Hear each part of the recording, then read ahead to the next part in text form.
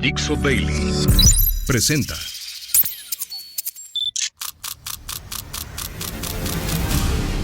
La Vuelta al Mundo en unos minutos.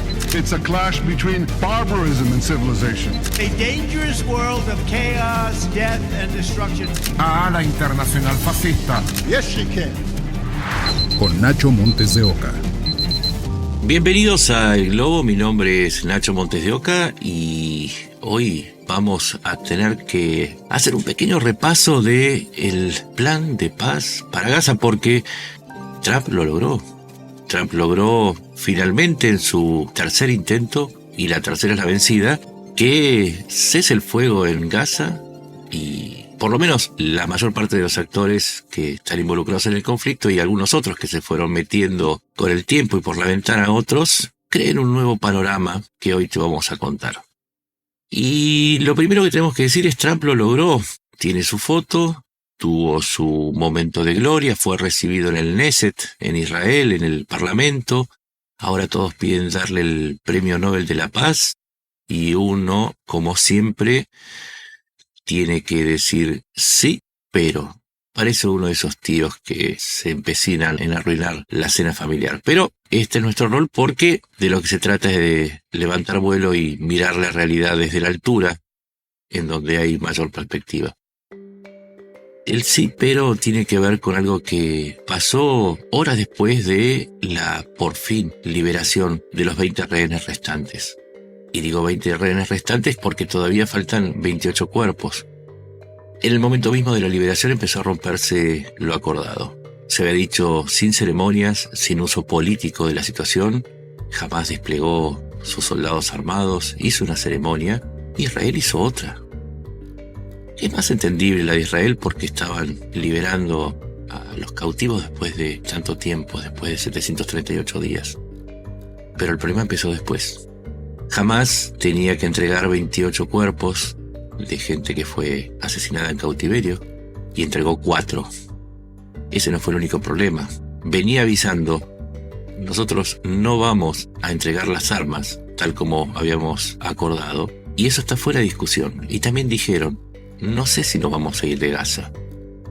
Y está bien, pero eso no estaba en el acuerdo.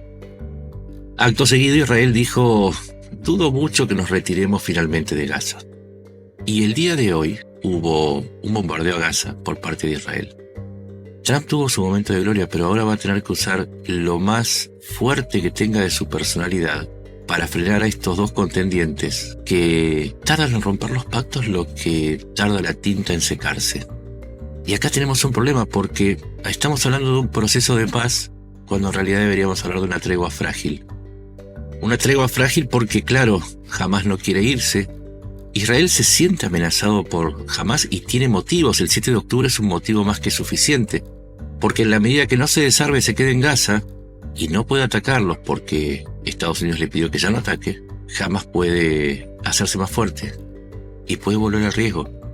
No es una queja vacía la de Hamás, pero a la vez le ayuda que Netanyahu, que no es Israel sino el gobierno de este momento en Israel y sus aliados de la derecha más belicista, digan que entonces no se van a retirar porque los dos se dan motivos para empezar a romper la tregua. Y si la paz es la ausencia de conflicto, el conflicto se está recargando. ¿Qué es lo que pueden hacer los demás países para frenarlos? Ya dijimos, Trump frenó a Israel con un posteo en su red social, en Truth Social, diciendo que Israel debe cesar de inmediato su ofensiva y al día siguiente Netanyahu aceptó firmar la tregua. Por su parte, y acá recibió mucha ayuda, si van a dar un premio Nobel, piensen también en los que le dieron la mano, que fueron Egipto, Qatar y Turquía. ¿Por qué Egipto y por qué Qatar? Porque, como muchos saben, en Qatar, en Doha, vive la cúpula de Hamás, del grupo terrorista. Y en Turquía vive una parte de los militantes, sobre todo los heridos de aquella operación de los Vipers que explotaron al unísono. Muchos están en Turquía. En Turquía también está parte de la estructura económica que alimenta a Hamás. Tanto Turquía como Qatar fueron cruciales para obligar a Hamás a aceptar esta tregua. Pero, detrás de lo que te estoy contando, está el hecho de que tanto Turquía, que es un país de la OTAN, por lo tanto inatacable por Israel, como Qatar, que además ahora firmó un acuerdo con Estados Unidos por el cual Israel no puede atacarlo salvo que quiera enfrentarse con Estados Unidos. Si en ambos países está Hamás y el propósito de Israel es terminar con Hamás, ¿cómo va a ser si están en santuarios? Tendría que terminar con lo que queda en Gaza, pero no puede porque firmó una tregua. Los de Hamás lo saben y se burlan diciendo no voy a dejar las armas ni me voy a ir. Se están cargando de nuevo las tintas. Y te dije de Egipto. Egipto también quiere terminar con este asunto y entonces, por ser el otro país fronterizo con Gaza, si vas al mapa te vas a dar cuenta que por dos lados está Israel, el otro está el Mediterráneo y el otro está Egipto. Egipto es crucial. Egipto también quiere terminar con este problema porque, claro, ¿hacia dónde van a escapar los gazatíes si son desplazados? El primer destino va a ser Egipto. Por eso presionó y dijo, si ustedes no acuerdan, nuestra frontera no va a servir para que ustedes se recuperen. Y ahora también se metieron junto con Qatar los otros países, los otros Emiratos, que además compraron una parte de la opinión de Trump con sus inversiones. Ya les he contado en otros episodios que Qatar prometió en la gira que hizo en mayo Trump 1.2 billones de dólares, Arabia Saudita 600.000 millones y el resto los pondría los Emiratos Árabes Unidos. Y tienen mucho dinero para invertir y a Trump les interesa muchísimo llevarse también con los petroemires como con Israel. Y ellos también están presionándolo a Trump para que lo frene a Netanyahu. Empiezan a entender que esta tregua está atada con unos hilos muy tensos, porque ya te hablamos de los Emiratos, de Turquía, de Egipto. Falta Irán. Ahora Trump quiere hacer un acuerdo con Irán pacífico para resolver la cuestión nuclear y ver el tema de las sanciones. Irán está en retirada, ya no controla Hamás, por eso Qatar y Turquía pueden hacerlo. Porque claro, entre que está sancionada y fue derrotada por Israel en la guerra de los 12 días y además todos sus proxies como Hezbollah y Hamás fueron derrotados, tiene muy poco peso. Pero Trump no quiere el redil, como también quiere a Siria, que dijo, yo no puedo hacer la paz con Israel mientras ocupe una parte del monte Hermón, sobre el cual avanzó Israel cuando caía al-Assad. Y si no renuncia a crear una república independiente drusa bajo su control. Los jordanos dijeron, tiene que haber una solución para los palestinos, pero claro, ¿cómo no va a decirlo si tiene 3 millones de palestinos en su territorio? Y falta Europa. Europa que cada vez está más agria hacia Israel. Parece que no, pero Europa siempre fue un gran socio comercial y político de Israel. Pero desde el 7 de octubre ya son 8 los países europeos que desafían a Israel reconociendo el Estado palestino. Algo que Israel no acepta. Netanyahu dijo, no va a existir nunca un Estado palestino. Y sin embargo los europeos empezaron a acercarse más hacia los países árabes que piden ese Estado palestino y alejarse de Israel. En las últimas semanas se sumaron Reino Unido y Francia. Casi nada, ¿no? Los países más activos. Y ya se han sumado España, Dinamarca, Bélgica, Irlanda. Y además de Canadá y Australia, que no son obviamente países europeos, pero que suman peso político para seguir aislando a Israel en su negativa a dar lugar a un Estado palestino. Y por eso te digo que la tregua es frágil, porque los palestinos, más allá de Hamás, los palestinos son mucho más que Hamás, los Hamás está solamente en la franja de Gaza. Hay 15 millones de palestinos y Hamás controla a 2 millones y hasta ahí porque también hay una guerra civil que se está gestando dentro de Gaza entre los grupos anti-Hamás y Hamás. Pero solamente hay 2 millones bajo administración de Hamás. En total son 15,5 millones de palestinos que buscan su destino, que no tienen representación, que están divididos entre Hamás, la autoridad palestina y los diversos jefes tribales. Otros están en el exilio.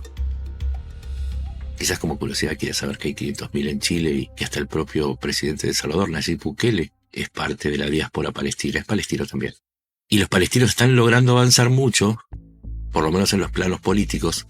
Israel tiene una superioridad militar que no puede convertir en ganancia política y hoy está presionada por un grupo terrorista que la atacó el 7 de octubre del 2023 y al que no puede terminar de destruir. Y que encima de todo esto está viendo cómo se rehace en Gaza y cómo desafía al mundo diciendo no me voy a ir, no me voy a desarmar, pero además desafía algo que es muy sagrado y con esto vamos a ir cerrando.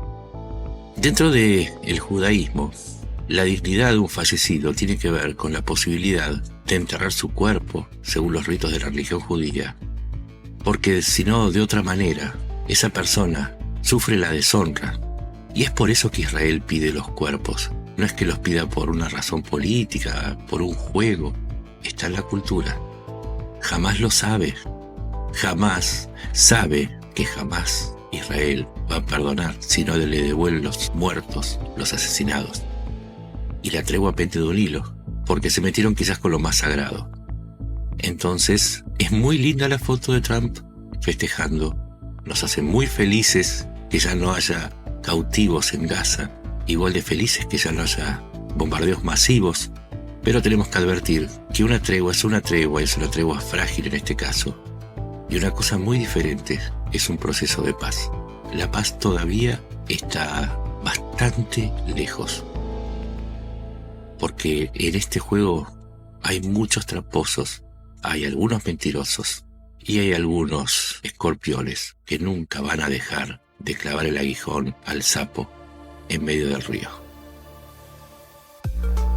Mi nombre es Nacho Montes de Oca, me podés encontrar en X como @NachoMDEO y en Blue Sky como Nacho Montes de Oca, y vamos a seguir monitoreando lo que suceda, deseando profundamente estar equivocados. Ojalá haya paz, aunque sea casi imposible. Ojalá ocurra el milagro y la paz llegue a Medio Oriente. Nos encontramos en la próxima. Gracias. Una producción de Dixo.